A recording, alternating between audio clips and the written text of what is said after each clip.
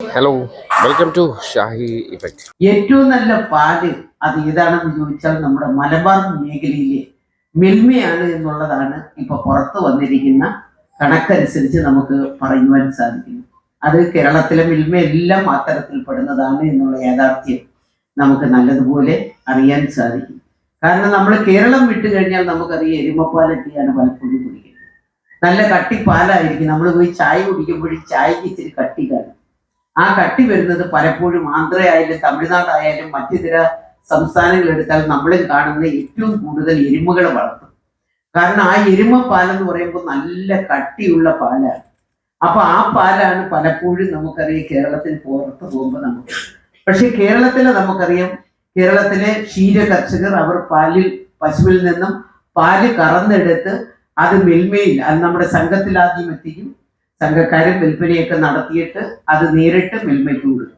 എല്ലാ പാലും മിൽമയിൽ എത്തുന്നില്ല എന്നുള്ളത് വലിയ ഒരു യാഥാർത്ഥ്യമാണ് എന്നുള്ളതാണ്.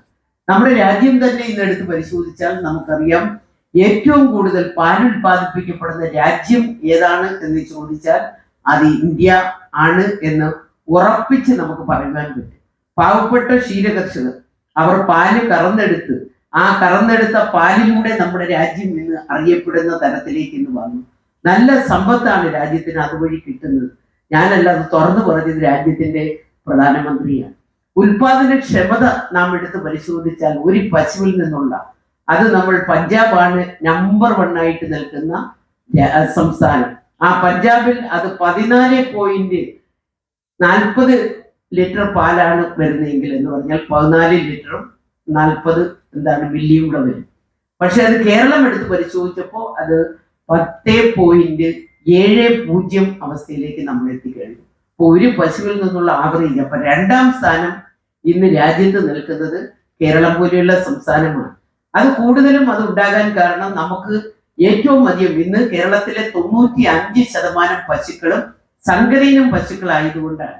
ആ സങ്കര ഇനത്തെ നമ്മൾ കൂടുതൽ, നമുക്കറിയാം ഒരു കർഷകൻ ആവശ്യപ്പെടുന്നത് സങ്കരയിനം പശുക്കളെയാണ്. കാരണം കൂടുതൽ പാൽ തരുന്ന പശുക്കളാണ് സങ്കരയിനം. എന്നാൽ തനത് പശു നമ്മുടെ കേരളത്തിലെ പണ്ടേ നമ്മുടെ വീടുകളിലൊക്കെ നാം വളർത്തുന്ന വെച്ചൂർ ഉൾപ്പെടെയുള്ള നിരവധി തനത് പശുക്കൾ നമ്മുടെ കേരളത്തിലുണ്ട്. പക്ഷെ അത് 2 ലിറ്ററും 2.5 ലിറ്റർ പാല് മാത്രമാണ് നമുക്ക് തരുന്നത്. സാധാരണ ഇച്ചിരി സാമ്പത്തികമുള്ളവരൊക്കെ അത്തരത്തിലുള്ള പശുക്കളെ വളർത്തുന്നുണ്ട്. കാരണം ഏറ്റവും നല്ല പാലാണ് നമ്മുടെ കുഞ്ഞുങ്ങൾക്ക് ഉൾപ്പെടെ കൊടുക്കുവാൻ പറ്റാവുന്ന തരത്തിലുള്ള പാലാണ് നമ്മുടെ തനത് പശുവിന്റെ. അതുകൊണ്ട് തനത് പശുവിന്റെ ശേഖരം ഞങ്ങൾ കളയുന്നില്ല. വെച്ചൂർ പശു കേരളത്തിന്റെ തനത് ശേഖരത്തിൽ പെടുന്നതാണ്. 1000 പശുക്കൾ കൂടുതലുണ്ടെങ്കിൽ അത് കേരളത്തിന്റെ നമ്മുടെ തന്നെ പശുക്കളാണ്. ഇനി ഞങ്ങൾ കാസർഗോഡ് കുള്ളനെ ആ തരത്തിലേക്ക് ഉയർത്തിക്കൊണ്ടുവരിക എന്ന ലക്ഷ്യത്തോടു കൂടി നമ്മൾ പോവുകയാണ്. കാരണം അതിനെയൊന്നും തള്ളിക്കളയുവാൻ പറ്റില്ല. ചെറിയ പശുവാണെങ്കിലും കുറച്ച് ഉൽപാദനം നടത്തിയാലും അതിന്റെ പാലിന്റെ വില തന്നെ എടുത്ത് പരിശോധിച്ചാൽ 100 രൂപ, 130, 160, 200 രൂപ അതിന്റെ നെയ്ക്ക് തന്നെ വലിയ വിലയാണ് നമ്മൾ കൊടുക്കേണ്ടി വരുന്നത്. ഏതായാലും ശരി, കേരളത്തിൽ ഇന്ന് നാം എടുത്ത് പരിശോധിച്ചു കഴിയുമ്പോൾ ഏറ്റവും കൂടുതൽ നമുക്ക് ഈ മിൽമ അതിന്റെ ലാഭം ഉണ്ടാക്കുന്നത്, അതിന്റെ 83% കേരളത്തിലെ ക്ഷീര കർഷകർക്ക് ക്ഷീര സംഘങ്ങൾ വഴി വ്യത്യസ്തങ്ങളായിട്ടുള്ള ആനുകൂല്യങ്ങൾ ഇന്ന് കൊടുക്കുകയാണ്. അതാണ് ചെയർപേഴ്സൺ ഇവിടെ പല ആനുകൂല്യങ്ങളെ കുറിച്ചും പറഞ്ഞത്. നമ്മുടെ ഇപ്പൊ പാലിന് 46, 48 രൂപയൊക്കെ നല്ല കട്ടിയുള്ള പാലിന് മിൽമ കൊടുക്കുന്നുണ്ടെങ്കിൽ ഇന്ന് അധികം പാൽ വില നമ്മുടെ പഞ്ചായത്തുകാർ, ത്രിതല പഞ്ചായത്ത് 3 രൂപ കൊടുക്കുന്നുണ്ട്. എല്ലാ മാസവും 1 ലിറ്റർ പാലിന് അവര് അത്തരത്തിൽ കൊടുക്കുന്ന സംവിധാനമുണ്ട്. നമ്മുടെ കേരളത്തിൽ ഗവൺമെന്റ് തന്നെ ആദ്യഘട്ടത്തിൽ നമുക്കറിയാം മിൽമയുമായി ആലോചിച്ച് 6 രൂപ നമ്മൾ ആദ്യഘട്ടത്തിൽ വർദ്ധിപ്പിച്ചതാണ്. ഇപ്പൊ എനിക്ക് തോന്നുന്നു ഈ കഴിഞ്ഞ വർഷവും ഈ വർഷവുമായിട്ട് എത്ര കോടിയാണ് ഇതിനു വേണ്ടി പാലിന്റെ സബ്സിഡി ഇപ്പൊ കൊടുത്ത. 10 രൂപ വെച്ച് അവർ കൊടുത്തു, 8 രൂപ വെച്ച് കൊടുത്തു, 6 രൂപ വെച്ച് കൊടുത്തു. ഇപ്പൊ ഏറ്റവും അവസാനം ജൂലൈ മാസത്തിൽ 4 രൂപ വെച്ച് 1 ലിറ്റർ പാലിന് അവർ കൊടുക്കുക. അപ്പൊ കേരളത്തിലെ ക്ഷീര കർഷകർക്ക് മിൽമയാണെന്നുണ്ടെങ്കിലും മറ്റ് നമ്മുടെ ക്ഷീരവികസന വകുപ്പ്, മൃഗസംരക്ഷണ വകുപ്പ്, ക്ഷേമനിധി ബോർഡ്, ഇവരുടെ എല്ലാം ആനുകൂല്യങ്ങൾ കിട്ടുന്ന ഒരേ ഒരു വകുപ്പ് നമ്മുടെ മൃഗസംരക്ഷണ ക്ഷീരവികസന വകുപ്പാണ്. ആ വകുപ്പിന്റെ കീഴിൽ തന്നെയാണ് മിൽമ പോകുന്നത്. അതുകൊണ്ട് തന്നെയാണ് കഴിഞ്ഞ 10 വർഷത്തിൽ ഒരിക്കലായിട്ട് ആദ്യമായിട്ട് മിൽമയ്ക്ക് ലാഭം ഇപ്പൊ കിട്ടിയത് 39,50,00,000 എന്ന് നമ്മുടെ പ്രിയപ്പെട്ട ചെയർപേഴ്സൺ ഇവിടെ പ്രഖ്യാപിച്ചു. അപ്പൊ മുമ്പ് മുൻകാലങ്ങളിൽ നിന്നും വ്യത്യസ്തമായി ആദ്യമായിട്ടാണ് ഇത്രയും കോടി രൂപ. ആ കോടി രൂപയുടെ 83% താഴെ തട്ടിൽ എത്തിക്കും. ഇപ്പൊ തീറ്റയ്ക്ക് തന്നെ 50 കിലോയുടെ ഒരു ചാക്കിന് അവർ വില കുറച്ച് കൊടുത്തിരിക്കുന്നത് 200 രൂപയാണ്. 100 രൂപ ഇവിടെ നമ്മുടെ ഈ മേഖല കൊടുക്കണമെങ്കിൽ 100 രൂപ നമ്മുടെ കേരളത്തിലെ മിൽമയും കൊടുത്തുകൊണ്ട് 200 രൂപ ഒരു ചാക്കിന് അവർ വില കുറച്ച് കൊടുക്കുന്നു. പാലിന്റെ സബ്സിഡി കൊടുക്കുന്നു. വ്യത്യസ്തങ്ങളായിട്ടുള്ള ആനുകൂല്യങ്ങൾ പലിശ ഒഴിവാക്കിക്കൊണ്ടുള്ള പശുക്കളെ നമ്മൾ 5 പശു 10 പശു ഒരു വർഷം 3 ലക്ഷം രൂപ വരെ സാധാരണക്കാർക്ക് കിട്ടത്തക്ക നിലയിൽ പലിശ ഇളവ് ചെയ്തു കൊടുത്തുകൊണ്ടാണ് നമ്മൾ ഈ മേഖല പോകുന്നത്. ദാരിദ്ര്യത്തിലേക്ക് താഴെയുള്ള ആൾക്കാർക്ക് നമുക്ക് പശുവിന്റെ ഒരെണ്ണം കൊടുത്താൽ 95,000 രൂപയും 1 ലക്ഷം കൊടുത്താൽ അവർക്ക് സൗജന്യമായി കൊടുക്കുന്ന തരത്തിൽ വ്യത്യസ്തങ്ങളായി. ഇപ്പം എനിക്ക് തോന്നുന്നു അവർക്ക് ഇൻഷുറൻസ് ഉൾപ്പെടെ ഇപ്പൊ 8 കോടിയുടെ, ഞാനും ബാലഗോപാൽ സഭാവും കൂടെ അതിന്റെ ഉദ്ഘാടന കർമ്മവും ഒക്കെ നിർവഹിച്ചത്. ആദ്യം അതിന്റെ എഗ്രിമെന്റും ഇതുമില്ല, അതെല്ലാം ഇപ്പൊ നടപ്പിലായിക്കൊണ്ടിരിക്കുക.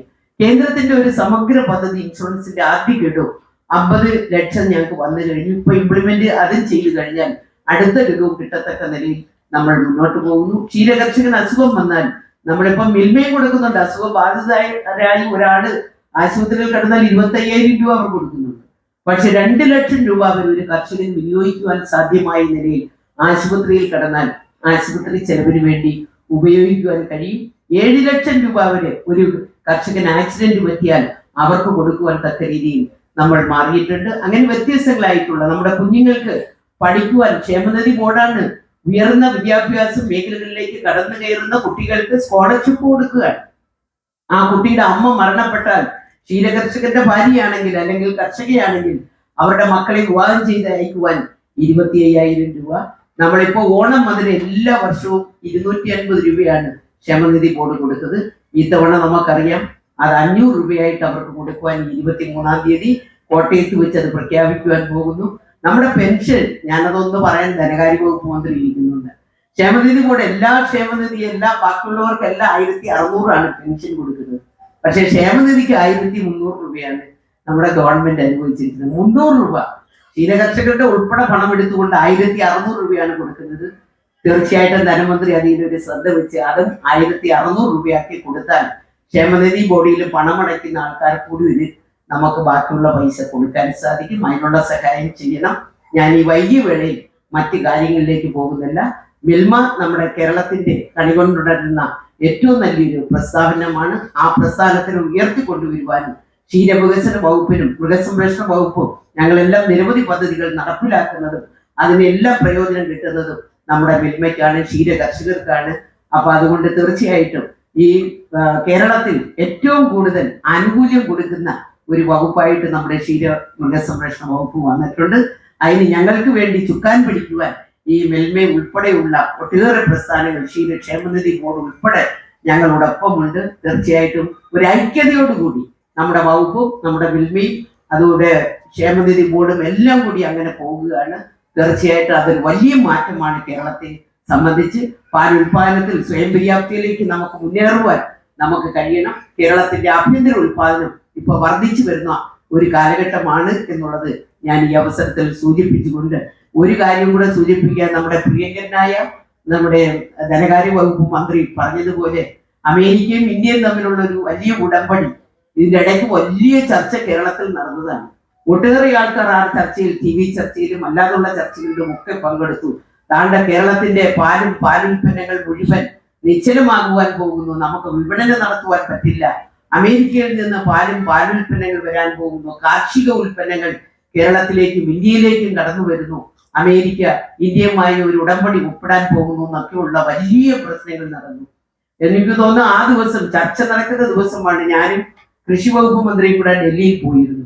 ഞങ്ങൾ പോയപ്പോൾ ഇതിന്റെ ഒരു പ്രത്യേക പേപ്പർ തയ്യാറാക്കി വകുപ്പ് മന്ത്രിമാർക്ക് ഉൾപ്പെടെ ഞങ്ങൾ ഗവൺമെന്റ് അവിടുത്തെ സെക്രട്ടറിക്ക് ഉൾപ്പെടെ ഇത് കൊടുത്തു.